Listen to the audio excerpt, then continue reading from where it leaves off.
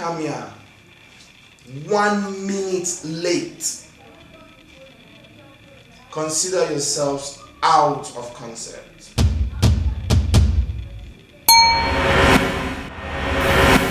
My name is Idris Bange, and I am a filmmaker. I attended the university secondary school in Jala, where the university is, and then later on to St. Edward Secondary School. And then I later proceeded to the DW Television Academy in Ghana, where I studied film making and documentary reporting.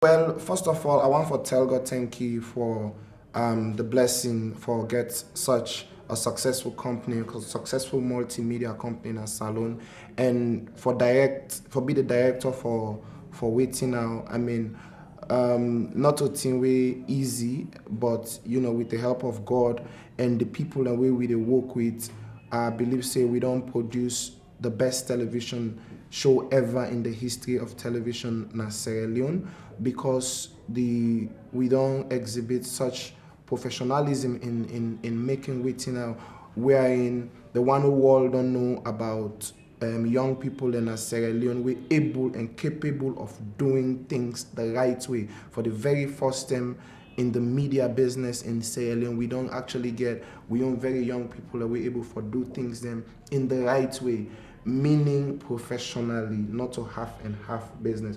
So now a big opportunity for me. I don't learn a lot, and generally for run a company like Concept Multimedia, not always a challenge, but as I say, a very good thing, because currently now we get the best media company in Sierra Leone, multimedia company in Sierra Leone, and we don't give cool opportunities to people, and waiting out on create that platform day for young people. And so though it's not easy, but yes, we don't overcome with obstacles, and we do continue for fly. I have a very moderate family. I have two elder brothers. I am the baby and the last one, and I have two sisters also.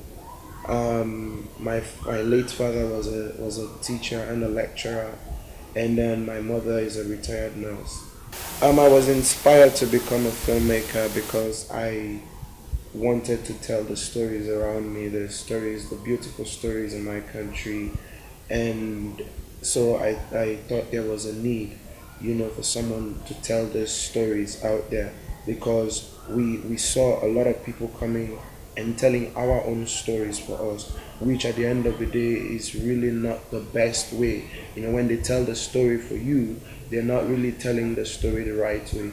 So I was inspired to take up the camera and start telling our own stories in the right way, because we understand better what is out there. We know the language, we know our people, and we understand ourselves better. If I tell my story to a Sierra Leonean, they will relate to me better than if a foreigner is telling a Sierra Leonean story. There are a lot of challenges making film in a country like Sierra Leone. First of all, Sierra Leone had suffered a very long time. Sierra Leone have suffered from over a decade of war that we have emerged from, and Sierra Leone is slowly moving into the digital age. But in moving into the digital age, we are limited by a lot of things. For example, just having the education. There are no learning institutions here that teach people how to make film. A lot of the people who are doing it are self-taught. It's just what they can teach themselves. It's what they know. So that is a big challenge, because people don't really know the discipline of making film. Plus, when it comes to professionals in the industry, we have almost zero professionals in the filmmaking industry in Sierra Leone, which have led to people importing professionals from other neighboring countries like Nigeria or Ghana to come and work in our own industry. That have been a challenge.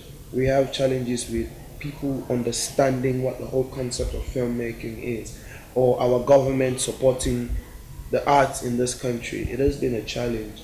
Um, we have challenges with electricity, for example, in Sierra Leone. If we go on set and we want to shoot, you cannot rely on the national electricity. You have to carry a generator, which is a problem. Equipment. We don't have the right equipment in this country. At the same time, people don't have the right knowledge to operate this equipment. So there are challenges, but over the years, I think we have tried to minimize some of these challenges as we grow into the digital age. Well, I think being in this game for over a decade, I have a wealth of experience in both locally and internationally.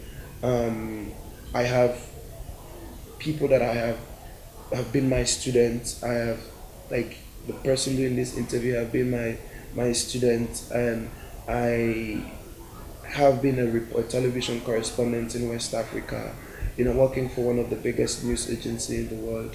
And I have traveled to so many countries working as a filmmaker or showcasing my product in different parts of the world. And I'm also a fellow in a lot of programs both in Africa and in the United States of America.